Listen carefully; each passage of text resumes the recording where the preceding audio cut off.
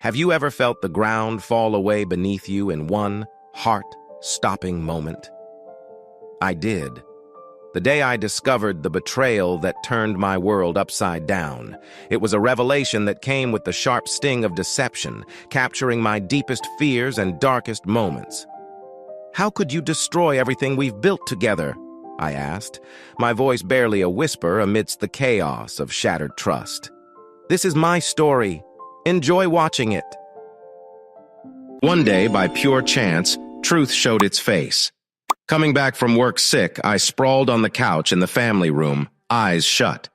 I had just parked in the garage, and since it was a chilly day, I closed the garage door after me. My wife Janice had no clue I was home when she arrived, leaving her car outside. She and her sister Carla entered through the front door and moved to the kitchen. The couch I was on had its back to the entry. They couldn't spot me resting there. I thought of getting up to greet them, but a wave of nausea hit, and I had to lie back down until it passed. In the meantime, bits and pieces of their conversation reached me. It seemed Janice had stopped by to show Carla a new dress for their yearly Chicago trip. For the past 4 years, they'd escaped to the Windy City, leaving Carla's husband Bob and me to watch the kids. We felt they deserved a break from taking care of our young ones. I'm Jim, by the way, married to Janice for 7 years, and we have 2 sons, Ryan, 5, and Sean, 2. I work as a middle manager at a logistic company, and we're doing all right financially. Janice is as beautiful as ever, even after 2 kids. Our love life was vibrant. I believed we were the perfect pair with a flawless marriage. Carla and Bob lived just a few streets away, and we did almost everything together. Carla looked a lot like Janice, just a bit younger, and they were thick as thieves. They have a daughter, Melissa, who's 3. Here's how it all unfolded, slowly revealing a hidden truth in an everyday scene, showing how even the closest relationships have their secrets. Lying there, waiting for my sick feeling to fade, I heard Carla's voice light up about the dress my wife showed her. "Wow, that's a hot dress. Has Jim seen it? And does he know you're bringing it on the trip?" "No. He'd get all worried if he saw. So keep it quiet." "Sure thing. Randy's going to love it." Who in the world was Randy? As my stomach's turmoil eased, I stayed still, ears open for more. "You got something for Mark too?" my wife asked. "Mark? Who's Mark?" "Oh, I've got some fancy underwear Bob doesn't know about. It'll drive him wild," Carla said. "And I've got some stuff Jim hasn't seen that will really excite Randy." Oh no, I realized. They must be cheating. And it seemed they knew these men well. My heart sank at the thought. Who were these guys? How long had this been going on? As I tried to digest these revelations, they kept talking. "You sticking with the pill then?" "Yeah, 1 kid from Randy is enough. Lucky he and Jim look so alike. Even Jim's mom says Sean is just like Jim." I felt a punch to the gut. My sickness returned full force. Struggling to keep it together, I heard them leave. I rushed to the bathroom as the door shut, barely making it before I threw up. Grateful the lid was up, I let it all out. Everything in me seemed to come up. The dry heaves went on even after there was nothing left. This shock had me spinning. My wife and Carla tangled in lies. Secrets about other men had hit me hard. The talk of kids looking like someone else twisted a knife in my heart. How long had these secrets been kept? The trust I had was crumbling fast. And here I was, grappling with truths too heavy to hold. All I could do was piece together what I heard, as waves of emotion hit me like a storm. I realized I needed proof of the cheating and had to leave before Janice got home. Quickly, I used some room spray in the bathroom, grabbed my coat and sprinted to the garage. I jumped in my car, hit the garage door opener, and zoomed down the street, closing the door behind me. I ended up in a mall parking lot, sitting in my car, lost in thought about my next move. I thought about calling my brother-in-law Bob to spill the beans about what I had heard, but part of me couldn't accept that Janice could cheat on me and that Sean might not be my kid. My stomach was in knots, but anger was starting to bubble up inside me as I stewed over her fling with some dude named Randy. What was I supposed to say to Bob about Carla and Mark? I knew I needed to talk to a lawyer as soon as possible to figure out what to do if things headed toward a divorce. The girls were taking their trip in 4 days. Time was running out. Making moves, I grabbed my phone and dialed my buddy Jerry Matthews, who was also my lawyer and a friend since high school. I asked his secretary Helen if I could see him ASAP. Helen knows me well enough to catch the urgency in my voice and asked if I could make it there in 15 minutes. I agreed and rushed over. Stepping into Jerry's office, Helen caught one glimpse of me and blurted out, "Jim, you look awful." "I just got some really bad news, Helen, and I feel like I'm getting sick. Can I see him now?" "Yes, go right in," she said, visibly worried as she looked at me. I hurried past her and after a quick knock, barged into Jerry's private office. Jerry stood up and motioned for me to sit down across from him. "My God, Jim, what happened? You look like you've been run over." "Jerry, I've been hit hard. Part of it I might shake off, but the other part—" "I'm not so sure," I said as he sat back down. "Spill it," he said, leaning in.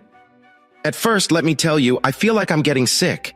Then I've got trouble with Janice. I need some help." "Don't worry about the sickness. I've had my flu shot. And Janice, well, that's a shock. You two seemed so perfect ever since you got married. But go on. Tell me." I shared what I had found out that day, and Jerry was taken aback. "It's hard to see Janice or Carla doing such a thing. If Janice really went and had a baby with another man, that's huge. What's on your mind? Thinking of splitting up? Or do you believe you can get past this, her mistake and the child?" "Right now, I can't see myself forgiving her. Look, divorce isn't what I do, but I know someone good who does. They can guide you through it, if that's what you want. Proof is crucial, though, for both the cheating and the child's real dad. Should I reach out to them for you?" "Yes, please." My voice broke, the weight of my decision hitting me hard. Jerry looked saddened as he called his assistant. "Helen, can you get Sam Ridley on the phone for me?" Hearing my plea, Helen gasped, "Oh no!" But soon Jerry was talking to Sam. "Sam, it's Jerry. Can you spare a moment tomorrow morning to see a friend of mine with a big problem?" After a brief wait, Jerry turned to me. "How's 9 in the morning at Sam's? We're in the same building. It's a bit late today." "Okay, I'll be there." I nodded. Maybe head home and play it cool with Janice. This could all be a big mix-up, and you wouldn't want to mess up your marriage over it. "You're right. I need to keep it together until I know for sure." "Thanks, Jerry." Standing up, he held my hand tight. "I'm really sorry you're going through this, Jim. In this tale, the sting of betrayal and the anguish of facing a possible end to what once seemed a perfect union are brought forward through simple language. The protagonist grapples with a troubling revelation, seeking counsel from a trusted friend. In the backdrop, suggestions to preserve the facade of normalcy hint at the internal conflict between the urge to confront and the hope for an improbable mistake, a reflection of how deeply personal crises can tug at our rational and emotional selves. Me and Janice have been best pals for ages. Your sad is my sad. Thanks, Jerry. I'll call you with updates. Helen had tears in her eyes as I left. I'm so sorry, Jim. Thanks, Helen. Back home, I got in at my usual time, so Janice didn't think it was odd, but she saw my face right away. Jim, dear, you look awful. Are you okay? I wanted to snap at her, to make her feel my pain over her maybe cheating. Instead, I said, I think I'm sick. Then, with a bit of spite and a fake smile, I hope I'm not sick long so you can go on your trip. She looked worried for a sec, but got over it quick. You might just have a bad cold. You should be fine by Friday. I hope so. I feel so bad, I just want to sleep. Can we have dinner later? Of course, honey. Go change and rest. Why didn't you come home early? I was swamped at work. That was a lie. Take some aspirin and I'll check on you later. The kids had fun at daycare today. Carla and I hit the shops like we do, and I found the cutest sandals, but they were not my size, so I bought nothing. My head was heavy with illness and sorrow as I made my way up to our room. I stayed away from the kids. Didn't even want to see Sean. What if he wasn't mine? What then?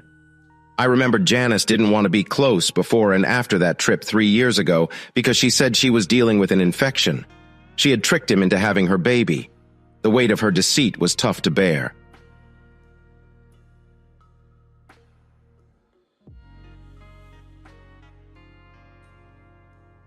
I didn't open my eyes until the sun was up again. I felt a bit better, thinking maybe it was just a 24-hour bug. But then, the memory of what I'd found out hit me hard, dragging me down. I glanced at Janice, still asleep beside me. She seemed so calm, so pure. It was hard to picture her with someone else. Yet I knew I had to face that might be the real deal. I made my way to the shower, got dressed, and prepared for the day ahead. Skipping any interaction at home, I grabbed a coffee and left early. The sounds of Janice with our kids floated down as I stepped out, but I couldn't bear to join them just yet. I grabbed breakfast at a diner, then headed to work, trying to dive into work tasks. Around 8:30, I told my boss I needed a few hours off. He gave me a nod, asking how I was feeling, noting I looked rough yesterday. He meant my health, but my mind was stuck on Janice and everything else. By 9, I was at Sam's office, his secretary ushering me in. Sam liked a casual setup for meetings, thinking it eased clients. Easy chairs, a low table, and he offered decaf coffee as we settled in. "In this line of work," he started, "I believe comfort helps. Divorce is tricky, takes a lot out of you. Let's hear your story, and we'll figure out the next steps." I took a cup of his coffee and began to unwind my tale. The task now was not just recounting the events, but weaving them into a narrative that Sam could follow. I dived into the details of my discovery, the emotional turmoil it wrought, and my inability to reconcile with Janice's actions. Throughout, Sam listened with a practiced ear, his nods encouraging me to unravel the full extent of my distress and the complex feelings entangling me. The session turned not just into a factual recounting, but a cathartic release, a first step in confronting the tangled web of betrayal, hurt, and the daunting path to healing and decisions that lay ahead. After I shared my heart, he paused, then asked softly, "Do you still hold love for your wife?" I thought my love for her was as big as life, but now, when I think about what she might have done, I feel cold, empty, and mad. It's like she's turned into a stranger. I hope it's all a bad dream, and I'll wake up to find everything's fine. Plus, I can't stop worrying about our kids. They mean everything to me. Well, we must get to the bottom of whether she's been unfaithful. If the whispers are true, you'll then need to decide on a divorce. We'll have to hire someone to watch her in Chicago this weekend. It might cost a bit, so consider asking your brother-in-law to split the bill. If it turns out true, we're solving two big problems at once. Also, we should check if your kids are truly yours with a DNA test. Suggest the same to your brother-in-law, but chat with him later. Let's meet again, with him here. I don't want to tell Bob before our wives head out. Right now, Janice thinks I'm acting off because of the flu. If I tell Bob and he acts weird around Carla, they might get suspicious. That's logical. Can you give me your wife's travel plans so I can pass them to the detective? Knowing her hotel and, if possible, her room would help. They usually book the same room each year, so I'll find that info along with any travel plans. They fly, right? Then use taxis or shuttles there? Yes, that's their usual way. Makes it easier to follow them. Now about your money, you know what you need to do, right? I think I get it. With each of us dealing with our own storm of feelings, the plan was clear. Uncover the truth, safeguard what was mine, and prepare for whatever may come. The journey ahead was uncertain, but I was ready to face whatever the truth might reveal. Guard what's yours. We must think the news you got is spot on. Everywhere your wife can touch, the shared bank stuff, cards. Think on switching those who'll get your insurance money to your kids. It's not unheard of. A partner finding out a split is coming and then wiping out all cash. You can swap it back if things smooth over. Make the joint account nice enough for her to get by until she lands a job or a new place to stay. That's your call. When you chat with her brother, give him a gentle nudge too. When we sit down for the divorce talk, we'll aim to divide up what both of you have. I'll handle our side today. That's the plan then. I'm crossing my fingers. This is all just smoke without a fire for you, but if the dirt turns out true, you should be set to keep your oldest boy without much fuss. All right, thanks, Sam. I'll have that travel plan to you by tomorrow. After stepping out from Sam's place, my first stop was the bank. I shut down our joint savings and CDs, transferring everything into an account just in my name. I left a mere $1,000 in our shared check account and slid the rest into my savings. Then it was off to see my stock guy, shifting our investments into my sole account. He threw me worried looks, but I kept my mouth shut. I thought about killing our credit cards, but worried if one got declined in Chicago, it might tip them off. So I decided to wait until I got the scoop from the PI. Back at work, I tried to dive into tasks, but my mind was elsewhere. Lunch went untouched. Was it the lingering flu or the nausea at the thought of my wife with someone else? My head was a mess of rage and stress. I knew I had to keep my cool. Leaving Sam's advice ringing in my ears, I felt like I was walking through a fog. The steps I took, draining joint accounts, changing who'd get the insurance, gave me a semblance of control but also stoked the fire in my stomach. Each action was a hard swallow, a step further away from the life I knew. Home felt like a distant target. My mind raced with the imagery of betrayal. Yet amidst the turmoil, a simple hope flickered. Let this all be a massive misunderstanding. Tomorrow, I'd send off my travel plans to Sam, another step in a journey I never anticipated embarking on. When I got back that night, I acted as if I was still sick. Janice seemed worried. "You should have stayed home today. Going to work wasn't smart." "I didn't want you or the kids to catch this. If you got sick, you might miss your trip with Carla this weekend." I watched her closely for any sign. "You might be right. Maybe you should sleep in the other room for now until you're better." I couldn't believe her. She was just making sure nothing would mess up her plans to meet her lover this weekend. Keeping my suspicion hidden for the next couple of days was going to be tough. I managed to eat some dinner and then headed to the computer to check my emails instead of watching TV. While I was at it, I decided to check Janice's emails too and found she had changed her password. After some guessing, I figured it out. It was Sean's name and birthday. When I got in, it was as if I'd struck gold. There were emails from someone named Randim. I saved them to print out later and read a few right then. They confirmed my worst fears. She was cheating. They must have been planning their weekend. They could also be talking on the phone while I was out. Most of their plans seemed set, so tapping the phone now wouldn't add much. The emails were proof enough of their deceit. All I could do was wait. The weekend, the next day, I sent the plans I found in the emails to Sam by fax and tried to act normal at work, but it was hard. Both my boss and my secretary could tell something was off, but only asked if I was feeling unwell. I said I was just struggling to get better and kept working. After reading Janice's emails with RN I printed them and sent them to Sam in the mail. They'd been sneaking off to this same meetup for 4 years. This time, Randy and Mark bunked in one room, and next door, Janice and Carla did the same. This setup let each pair of lovers get close in private. They booked these exact rooms every year, so I handed the room numbers to Sam since he wanted to know. Turns out, Randy and Mark had wives back in Milwaukee.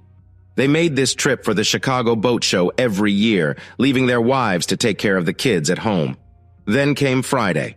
Janice and Carla were set to drive to the airport in Carla's car around noon, leaving it parked there until they returned on Sunday. I made my way to the kitchen early. There was Janice, fixing up bacon and eggs, not the usual cereal I'd have. It seemed like she wanted to start the day with something special. "I thought to make a good breakfast before I head out. I've been worried about you. You've barely eaten all week. That flu really took a toll, huh? I'm sorry we couldn't be close this week. I appreciate you trying to keep me and the kids safe. By Sunday, you should be better and I'll make it up to you," she said. "Thanks, Jan. I'll be waiting," I replied with a light kiss on her cheek. She seemed happy. "Just remember, you need to start looking after the kids by noon so we can head to the airport." "Sure," I said, a bit gruffly. I almost let my guard down because of my thoughts about her weekend plans. "Something wrong, Jim?" "You seem upset with me," she asked. No, just a throat thing." "Had to clear it," I said, trying to smile and seem okay. She gave me a puzzled look, but I stayed calm and paid attention as she went back to her talking. This setup I found myself in, knowing about their yearly escapes, added a layer of complexity to my days. Passing on the info to Sam was my way of dealing with it, hoping somehow it would help untangle the web of secrets. As Janice and Carla prepared for their trip, I faced the reality of the family dynamics shifting under the weight of these hidden escapades. The facade of normalcy I maintained with Janice that morning was a testament to the intricate dance of truths and lies we navigate in our lives. After my morning meal, I slipped into my suit jacket, grabbed my case, and made for the garage. "Wouldn't you say goodbye with a kiss?" she asked, eyeing me oddly once more. I knew I had to give it my all or she'd get suspicious, so I turned, let go of the case, held her close, and kissed her deeply. My gut churned, but I pushed past it, showing her all the love and trust I could muster. It seemed to work. As I pulled back, she said, "Wow, dear. Why not skip work this morning and have some fun together like we do on Sundays?" "I'd love to, but I need to work at least half the day," I replied, kissed her again softly on the cheek, scooped up my case, and proceeded to the garage. She looked happy as I left, so I hoped she wasn't doubting anything anymore. If she could play the devoted wife a bit longer, so could I. By noon, I was back home and Jan had lunch ready. We talked as she packed her bags at the door. "I hope you girls keep out of trouble," I said, trying to sound lighthearted. "We always do, honey, but it doesn't hurt to look at the handsome guys there," she joked.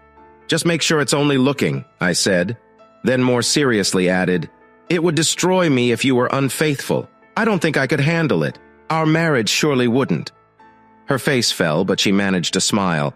"You know I've been true to you, Jim, and that's how it'll always be." "I know, but you're gorgeous, and I know men must hit on you, and I understand a housewife might get bored." She turned a bit pale, but embraced me. Just then, Carla honked from the street, announcing her arrival.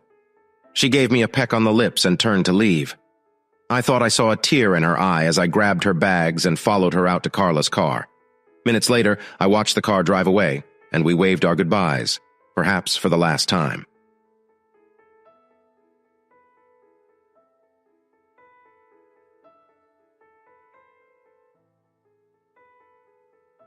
After feeding the kids, I called Bob and let him know I'd be stopping by. He said okay, so I got the kids ready and drove over to his place, bringing along a printout of Jan's emails. When we got there, Bob was just finishing up with his little one, Melissa. He greeted us with a big grin. "Hey, everyone," he welcomed us. "Head to the living room. We can watch something fun with the kids." "I can't stay long, Bob. We need to chat. Let's let the kids play in the living room." He gave me a puzzled look, but did as I suggested. "What's going on? And what's that you're holding?" he asked, nodding at the emails in my hand. "This is for you," I said as we took seats at the kitchen table. "But first, I've got some tough news. Keep calm for me, okay? Is it bad? Like, are you really sick? No, it's not that. But this might ruin our marriages." Bob went white as a sheet and fell silent. I shared with him the conversation I'd overheard between our wives a few days back and handed over the emails. "Oh no, oh no," he kept saying as he went through the emails, which backed up everything I had said. I felt for him. I knew how much he cared for Carla just as much as I loved Janice. When he finished, he buried his face in his hands and cried. I then told him about Sam, the investigator from Chicago, what I had done about our finances, and that I was on my way to a local clinic to get DNA tests for me and the kids to check if I was really their dad. I asked if he wanted to come along. The idea that Melissa might not be his hadn't struck him until then. He suddenly stood up quick and ran to the bathroom, and I heard the sound of him throwing up his lunch, followed by the harsh sounds of nothing left to come up. It was just like what happened to me a few days back, but I had the flu then, so I wasn't sure why it happened. Now it was clear. After he felt a bit better, he agreed to join us. He looked really sick as we got the kids ready and into the car to head to the clinic. The folks there were really good at their jobs and just used swabs to take a little bit of our spit for the tests.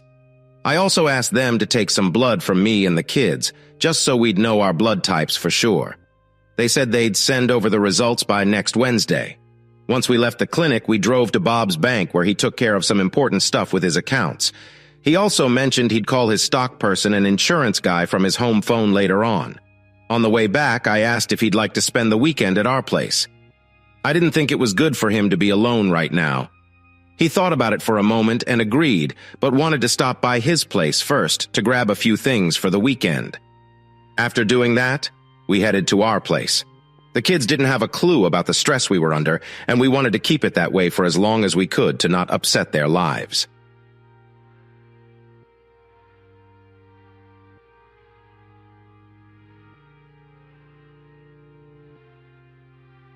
Welcome home back at home. Bob and I had a long talk in the kitchen about how to deal with finding out our wives had been lying for 4 years. We planned to act normal when they got back and wait for the investigator's report and the DNA test results before figuring out what to do next. I knew we'd have to act like everything was okay, which meant being close with our wives, even though the thought made me unsure if I could even be physically close to Janice again. Bob felt the same, but mentioned he had some Viagra from when he had a similar issue a few months back that could help us out. The weight of their betrayal sat heavy on us, and each moment felt more challenging than the last. We clung to the hope that the truth would give us some direction. For now, the plan was to keep our pain hidden and wait for the right moment to face the truth, armed with all the facts. I promised him that I'd grab a few things after I dropped off him and Melissa at their place on Sunday. Our weekend was quiet and cozy. Jan and Carla would call each night and we'd pretend to be happy to talk to them. They thought it was great that Bob, the kids, and I spent time together. Jan even said, "We should do this next year too." In my head, I doubted there would be a next year. That Sunday afternoon, after dropping Bob and Melissa off, I picked up some Viagra before heading back. Around 4 p.m., I heard a car honk outside. It was Jan coming back, all smiles.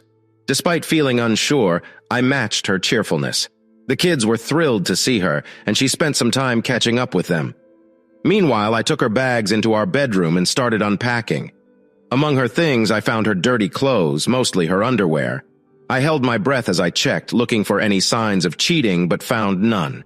This didn't really prove anything, and so I rejoined my family for dinner out. That night, once the kids were asleep, she found me in the living room and led me upstairs with a promising smile.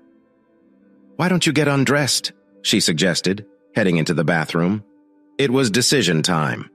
Not wanting to take any risks, I popped a Viagra. Soon I felt ready and waited for her in bed. She returned wearing an unfamiliar short black nightie that barely covered her. The next day, a call from Sam at work broke the silence of the morning. He had news. The investigator got video and photos of Janice with Randy and Carla with Mark. The full report, with all the proof, would reach Sam by Wednesday. The thought made my stomach twist, and not because of any flu. Sam's next ask was for a meetup with both Bob and me to talk over what steps to take next. I promised to reach out to Bob and update him. When I rang Bob at his job and shared what Sam had unveiled about the investigator's findings and the proposed meeting, I could hear him sob through the phone. It took a bit for him to pull himself together. After a short talk, we landed on the idea of waiting for the DNA test results, also due Wednesday, so we opted for a Thursday meeting with Sam. I let Sam know, and we penciled in Thursday at 9 a.m. for our discussion.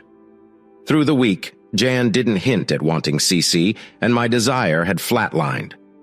Come Thursday, Bob and I walked into Sam's office to find he had prepared a video showing on the agenda, given the TV setup in the corner near his desk. We greeted each other quietly, then took our seats as instructed in front of the TV. Sam offered to play the video silently, unless we wished otherwise. We opted for a silent first watch. The screen flickered to life, revealing an aerial view of a bed. A man, anonymous to me and visibly aroused, lay on his back. His size seemed average, comparable to mine. The video was shockingly clear, hinting at a high-grade camera. Then, a woman in a black short nightgown entered the frame, straddling him. It was Jan, unmistakable as the day. She went on to engage with him intimately. This scoop Sam dropped felt like a heavy weight. The anticipation leading up to Wednesday had been a mix of nerves and dread, my mind racing with what the evidence would reveal. The reality, however, hit harder than I expected. Here we were, sat before a screen that laid bare truths we'd hoped were just shadows of doubt. The meeting that followed, filled with discussions on what to do next, seemed to stretch on indefinitely, our minds grappling with the roots laid before us. The journey from suspicion to confirmation was grueling, yet here we stood at the crossroads, the path ahead daunting but necessary to tread. He must have been really turned on because he finished fast in her mouth, and I watched her throat as she swallowed. I felt so sick that I rushed to Sam's bathroom to throw up my breakfast. She never did that for me, not when we dated or after we got married. And she was wearing the same nightdress she wore with me on Sunday. Sam stopped the video and waited for me to come back before playing it again. She tried to kiss him, but he pointed down and she went back to him until he was ready again. Then she got on top and they went at it. After a while, she lay back and he took over in the classic way. Sam turned the sound on and we heard them breathing hard. Jan said, almost panting, "I'm so happy we do this once a year, Randy. I'd go crazy if I couldn't let loose like this at least once. I love my husband, but he wouldn't look at me the same if I did this with him." "I get it, Jan," Randy breathed out. Sam said, "I thought you needed to hear that," and turned the sound off. We watched them go at it a few more times before Sam put in another tape of Carla and her boyfriend doing almost the same thing. After it ended, Sam shut off the TV and looked at us. "So, what do you guys want to do? Divorce?" "Sam, we've talked about this. Get the divorce papers ready, but wait on delivering them until we say so. And we need the full names and places of Randy and Mark. We plan to send their wives the report and the video." "All right, I'll get started on that today. The investigator has all the names and addresses in his report." We made a stop at Sam's office first, promising to hand over copies and a video for us to keep. Then, the talk turned to my child's real dad. We grabbed the DNA results on our way here. Got an extra one for you. Turns out Sean isn't my boy, sadly. But I'm hoping to legally make him mine. For that, you'd need the real dad's okay. Yeah, I know. But maybe we can push him into giving up his rights to Sean. Thought about taking my wife's lover to court for child support for the past 3 years. If he lets me adopt Sean, he'd be off the hook for money in the future. That might just work. And suing them for breaking up your marriage could be another way to press them. I'd like to move forward with those plans. "Have you told your wives about all this yet?" Sam probed. "Nope. Planning to break the news at dinner tonight." "Okay, here are your documents and the video. I'll start on this as you asked. Really sorry you're going through this." After leaving Sam, we hit an audio-video shop to make more copies of that video. I also bought a bug to plant later. Next was a quick trip to Kinko's to copy the DNA report. We stuffed those into big envelopes, addressed them to Randy and Mark's wives, and sent them off to land on their doorsteps in Milwaukee the next day. A short note was thrown in, offering ways to reach us or Sam. Back at my work, I told my boss I needed a few days off, starting tomorrow. My tasks were all done and my team knew how to find me, so he was cool with it. Amidst the whirlwind of sorting papers and planning, emotions were high, a mix of dread for what was coming, yet a hopeful glimpse at a future where I could officially call Sean my son. But first, there was the tough conversation at dinner, laying bare the truths and unexpected twists our lives had taken. It was a pivotal moment, not just a confrontation, but the beginning of setting right what had gone wrong, despite the heartache it brought to the surface. As the day dragged on at work, I dove into putting my life in order. I cut ties with our shared credit cards and got one just for me. I also shut down Jan's phone line. I peeked into Jan's email on her AOL account from my desk and saw she had messaged Randy on Monday, telling him she got home okay and couldn't wait for next year. Randy hadn't written back. I spent hours at my computer, adding bits of the video and photos from the report into a new website. I was careful to include all the dates and times and even added the DNA test results for me and the kids. But I kept these files hidden, locked away safely before heading home. Bob, Carla, and Melissa were already at my house when I arrived, drinks in hand. Bob and I slipped away to the family room while the wives started dinner. "Got everything set up?" Bob asked. "Just gotta put the video in. Give me a sec." I went, grabbed the video from my bag, and loaded it into the DVD player. Back on the couch, I cheered to Bob and he echoed the gesture. Dinner passed with easy chatter, and soon we ushered the kids to another room with SpongeBob on the screen, their favorite. Then in the family room, with a serious air, I told everyone there was a video we needed to see. Jan and the others gave me wary looks. "This isn't some raunchy stuff, right?" Jan challenged. "You promised no X-rated junk here." "No, love, it's about family, how easily one can break," I assured her, though tension brewed under my skin. Skepticism painted her face, but she nodded. I pressed play. The image of a bed and then a naked Randy climbing onto it emerged. Jan didn't catch on at first until she burst out, "You swore this wasn't X-rated." "It's a lesson," I argued with a heavy heart, hoping to convey the deep betrayal without having to spell it out starkly. Then Jan appeared on the screen. "Oh my God! Oh my God!" she yelled. Her face turned pale as she watched herself with Randy crying out in shock. Jan and Carla were both crying hard. "Turn it off, please!" Carla begged. "Don't worry, Carla, you're in trouble too," Bob shouted at his wife. "We've got one of you as well." Shocked and crying, they didn't know what to do. When the kids ran in, we hurried them out before they saw too much. At last, Jan, between sobs, pleaded, "Please, Jim, turn it off. We need to talk." I turned it off, leaving them in tears. Why did you do this to us? We trusted you, and now that's gone. How can you fix this? You broke your promises. No sorry or I can explain will ease our pain. We need to know if you even care about saving what we had or we're done. We have enough to take everything. So tell us, if you think it's worth it, how will you make us trust you again? I don't know, I really don't, Jan cried out, looking desperate. It was just for fun. I thought it wouldn't hurt anyone. Fun? Is hurting me and our family your idea of fun? I asked, feeling betrayed. You knew, Jan yelled, breaking down again. Meanwhile, Carla, still in tears, looked at her sister with sorrow. This moment changed everything. Their actions, meant to be hidden, now threatened to undo the very fabric of their families. The hurt and betrayal were palpable, demanding answers and solutions that seemed nearly impossible to find. The future of these relationships hung in a delicate balance, with tough decisions and hard truths yet to be faced. Bob, maybe you should take Carla and Melissa back home. Sort things out there. Jan and I have bigger issues to deal with than you do right now. Jan was curled up on the couch, crying hard as I walked Bob and his family out. Carla turned away from me, her face wet from tears, her makeup smeared. I didn't say anything to her, just hugged Bob like a brother when they left. When I got back, I sent the kids to their room. They were starting to worry something bad was happening in our family. I decided they should stay with my parents overnight. They were happy to hear this. A night at their grandparents' meant being spoiled, a real treat for them. After sending the kids off, I went to Jan. I'm dropping the kids at my folks, back in 30. You've got that time to think. Think about how you're going to make up for cheating, or if you think our marriage and being with the kids is worth fighting for. The only reason I'm even thinking of letting you stay is for the kids. I won't lose Sean. He's my son too. They need a mom, and you're still the best choice for that. If you want a divorce, I'll tell everyone about the video, the DNA test, and what the investigator found. Your life here will be over. Think hard.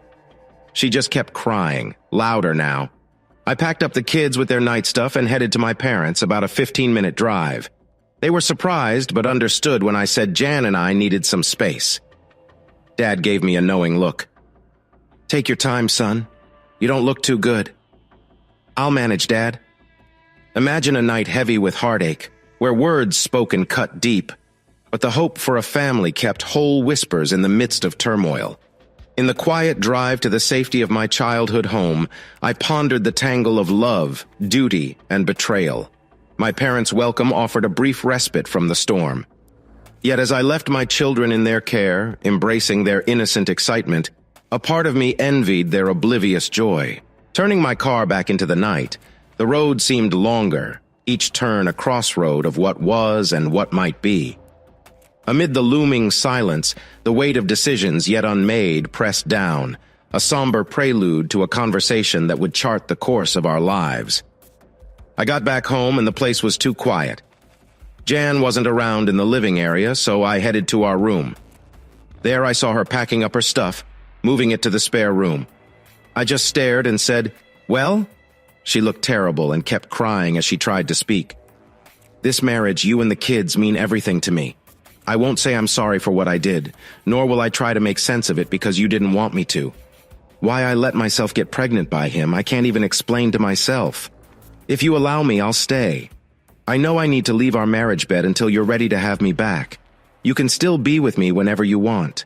I know you might want revenge by being with someone else, and I can't stop you. It would hurt me as much as I've hurt you. I'll do anything, agree to whatever you ask, just to stay here with you and our kids. I know if we divorced, it would destroy me. Thank you for even thinking of giving me a chance to make things right." That was a lot to say, Jan. You might not yet understand what I'll need from you to stay, and you might decide to leave. But I've wanted revenge so badly. Since finding out 10 days ago, I've been in hell, but your hell may last years. Think about that. I have, Jim. I'll tell you my conditions tomorrow, I said, and then went back downstairs. Later, lying in bed alone, I could hear her crying in the spare room. I wanted to go to her, to comfort her, but the thought of what she did made me too angry. I couldn't do it. She had to go through her own process of making things right. The next morning, I woke up early, took a shower, and dressed in casual clothes.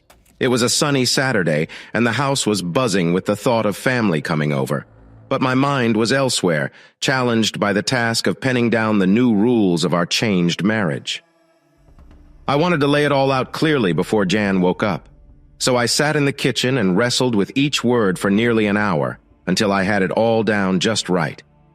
When the clock struck 10, I went to wake Jan. "After you're ready," I said, "please join me in the kitchen."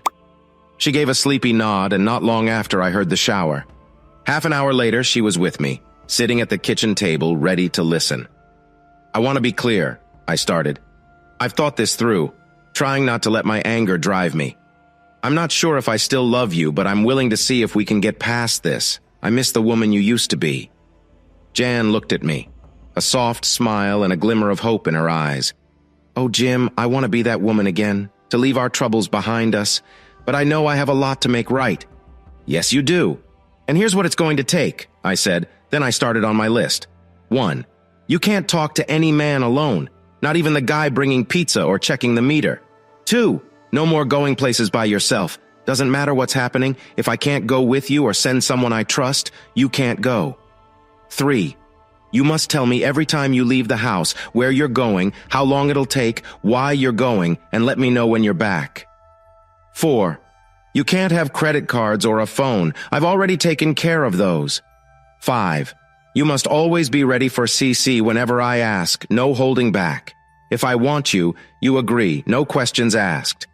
I read through each condition with a heavy heart, hopeful yet filled with a mix of emotions hard to untangle. If you could do it for Randy, surely you can for me too, right? Yes, I get it. I always wanted the same for us, but feared I'd lose your high view of me. Now, any respect I might have had for you is gone. Was it worth your while? No, absolutely not, she cried out.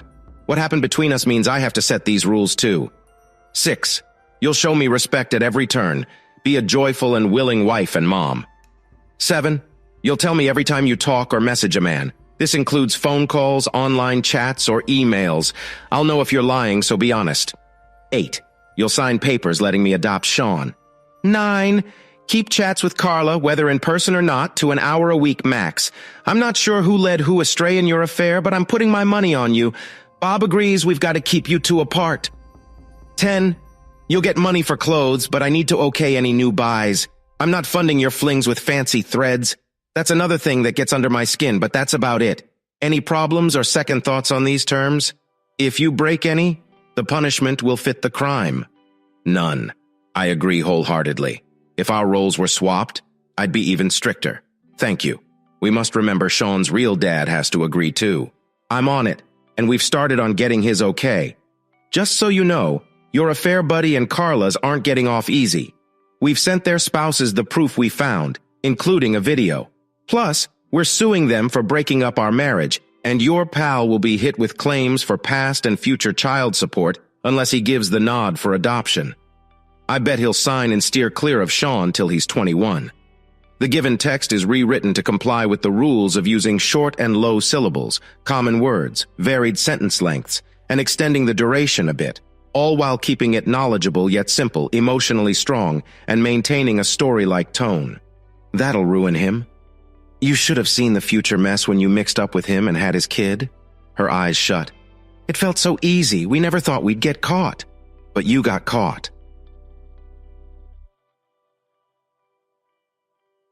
I had a rough night, full of dreams about Jan and Randy laughing at me while they were together. I woke up angry, drenched in sweat. I must have made some sound because Jan rushed in asking, "Are you okay?" Still caught in my anger, I snapped, "I'm fine, just leave." "I'm sorry," she said, retreating from the room. The next morning, I got up, took a shower, and got dressed for early church. I knocked on Jan's door, saying, "We're leaving for church in an hour," then started getting the kids ready. We left on time, sticking to our usual routine. After church, we hit IHOP for breakfast, then headed home for a relaxed afternoon. I watched football, Jan did her crossword, and the kids played. The odd part was me sneaking out to the garage at halftime to set up a wiretap. From now on, I'd be able to listen in on Jan when I wasn't home. Another unusual thing was a call I got that afternoon from Randy's wife. "Jim, thanks for the package. It opened my eyes wide, and I'm going to use it in my divorce. Is a yearly affair enough for that? I questioned. It's been more than yearly. He's been wandering for ages. Now I have what I need to leave him and make him pay. Thanks. Can you help me with something? I asked. Of course, what do you need? I need a sample from your husband for a DNA test. I've got a fatherhood puzzle here. Whatever you send needs to be confirmed as from your husband. You got it. Give me a couple of days. Thanks a lot. Thank you. Did you know that Mark, my husband's pal, is also facing a divorce? He cheated just like my husband. No, I didn't know that. Thanks for letting me know. Then we hung up. I went to find Jan and saw her in the living room with the kids. She gave me a puzzled look.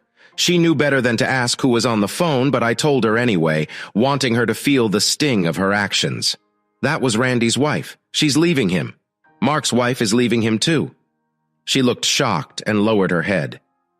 It turns out, I went on, they were both cheating, and the proof I sent helped their wives decide to leave them. This is going to cost them a lot. They'll spend their lives working to pay for their mistakes and their lawyers. And with my lawsuit against him, Randy is really in trouble. Jan suddenly got up and ran out crying. Later, she came back and said, I'm sorry for running off. It hit me how much I had to do with breaking up 2, maybe 3 marriages. It wasn't because I still care for him. I just stared at her. I felt nothing more needed to be said.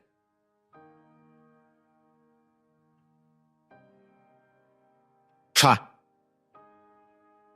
And so we started a time of making things right. To keep a closer eye on Jan, I bought an audio recorder that could pick up voices from tiny bugs hidden around the house. I placed the recorder in the garage next to another tracking device and spread 3 bugs in places where guests might talk. It wasn't perfect, but it was enough to keep tabs on her. Day by day, it was clear that the weight of following my rules was wearing her down. She looked more tired and worn out as time passed. It was tough on me, too. Both my boss and my secretary felt I should see a doctor. They worried the flu I had was not leaving, and perhaps it was now walking pneumonia. But I knew it was not my body that was sick, but my mind. Our love life had turned cold, only about sex, no warmth. She endured my harsh desires, never saying a word. Each night I checked my recording devices, seeing if she spoke to anyone she shouldn't. She followed my strict rules, always calling me when leaving the house. But I started to see how these heavy chains I put on her were hurting us both. Our marriage had become a cold place, and I realized we needed to change. A new path after a month of tension, it was clear our home was falling apart. Even our kids felt it, staying quiet and worried. They sensed a storm brewing, and their fear hurt me deeply. My need for control was breaking the very family I wanted to keep safe. One Sunday, with the kids playing outside, I knew it was time to talk. I led Jan to the family room. We need to talk, I said softly. Her look was scared as I sat her next to me. Holding her face gently, I kissed her, whispering, I love you. She stared, lost for a moment. Then tears came. I held her, letting her cry. We had all the time in the world. This was about fixing our future. If we couldn't make it here, we weren't going to make it anywhere. At last, her tears stopped, and she leaned back to look at me. Is this really you? Do you truly love me? She asked. I can't deal if you're lying. I do love you, Jan. I can't keep living like this, watching you fade away every day. It's hurting the kids, too. I spent days thinking hard about how I feel for you. I've been feeling so hollow, thinking maybe I don't love you anymore. I wanted to push through for the kids, but a breakup seemed near if I couldn't get past your affair and the fact Sean isn't mine. But I want you to know, I might not forget, but I am willing to forgive. When I decided to forgive, I suddenly felt better. It's 'cause I love you. I hope that makes sense. Jim, I never thought I'd hear you say that. I get where you're coming from, and know it wasn't easy for you. You won't regret this. I love you so much. I've missed you so many nights. Tonight, after the kids are asleep, let's make slow, loving love all night, I said. Her face lit up with a joy I hadn't seen in ages. Then she pulled my face close and kissed me. Her kiss turned deep and full of want. Wow, I said. I can't wait. Just then the kids came in and we had to stop our hug. Looking into each other's eyes, We found love and promises. Seeing the kids, we smiled at each other and they started hugging and laughing with us. We knew we had a lot to work through, but in that moment, with our family wrapped in joy, it felt like we could face it all, together. The road ahead wasn't going to be easy, but it felt like step one to mending our hearts and home. We became a family once more. In the weeks that came after that day, our nights were full of love. We gave our all, diving into our deepest desires. I found Yan couldn't get enough, and I was just as keen to meet her every want. Our joy as a family grew just as much as our love did. The rules I had set were soon left behind. My trust and love for her came back, but sometimes, deep in the night, I'd wake up in a cold sweat, haunted by those dark days. Jan knew what stirred my fears and would wrap me in her arms, kissing away the bad thoughts until sleep took me again. Whenever she went out alone, she made sure I knew her every move. She knew my heart couldn't handle any doubt of her being true. I finally sorted out the child support mess with Randy, turning that money into a college fund for our boys. He gladly signed the papers to let go of any more duties. We took care of the lawsuits and got enough to pay off Sam and the detective. Bob and Carla stayed together, and in time, we found our old bond again. We have shared many joyful times since. Our wives never talked of going on trips alone again. Our peace of mind is kept in safe deposit boxes with only Bob and me holding the keys. Copies of the video and the report rest there, hidden, ready if needed. I still have that website up on my work PC, just a click away from sharing it. Our wives never talk about the proof of their mistake, but I guess they sense it's still there. The weeks after we patched things up, life started feeling normal again. Yet I couldn't shake off the deep hurt from her affair and the fact she got pregnant by another man during her yearly getaway. I thought maybe a talk with a shrink could shed some light on why she did it. She said yes to the idea, but never followed through. The topic just faded away, but not for me. I kept turning it over in my mind. This act of hers seemed like a deep flaw, one that could pop up again. Her avoiding help made me think she knew it too, and didn't want anyone to shine a light on it. That scared me. She might do something similar down the line, but be sneakier. I had to do something, anything, to prevent another heartbreak, especially while our kids were still young. They adored Jan. She was a great mom, and if push came to shove, she'd likely win in a battle for them. I needed a plan with layers. First, I talked to a lawyer. I wondered if something like a prenup could work after marrying. A contract spelling out what happens with our stuff if things went sideways.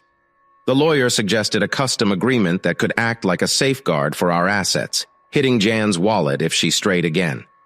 In this complex dance of emotions and legal safeguards, the journey wasn't just about protecting assets, but also about guarding a family structure shaking on its foundations.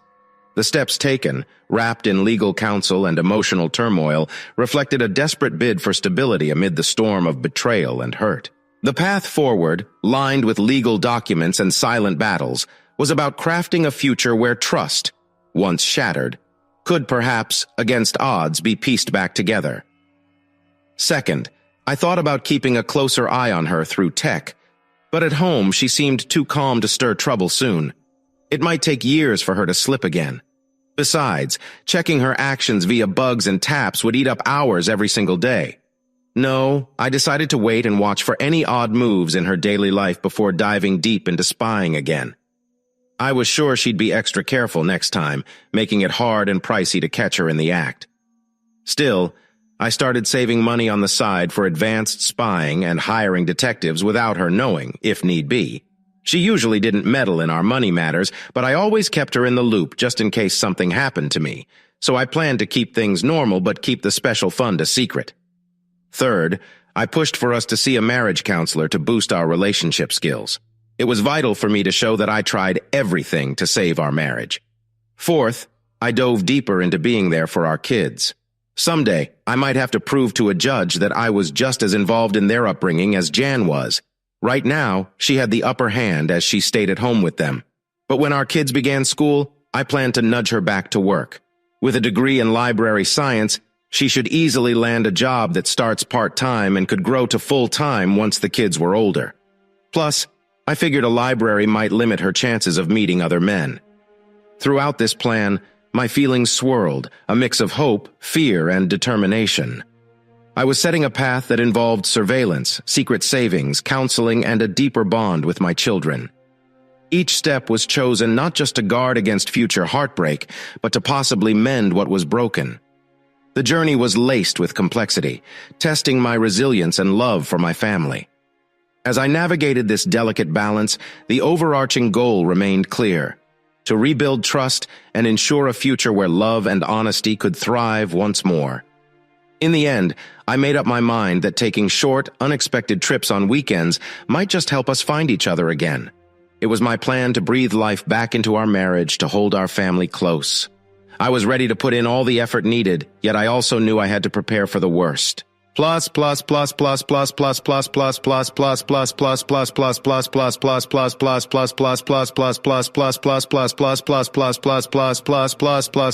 promise of USA Week. After I went to see the lawyer about the marriage promise, he rang me up. He told me he was done with the draft and wished for me to look it over. I managed to sneak a few hours away from work and headed to his office. The document was pretty much what I had in mind, covering all the points I cared about. In its core, it was a pact to stay true to each other. No stepping out, or the one who did would have to walk away with nothing from what we had built together. This deal would stand until our youngest child turned 21. After that, any split would mean splitting everything in half. But if cheating broke us apart before then, the parent with the kids would get support from the other till the kids hit 21. Cheating meant sleeping with someone else, plain and simple. Kissing wasn't part of this.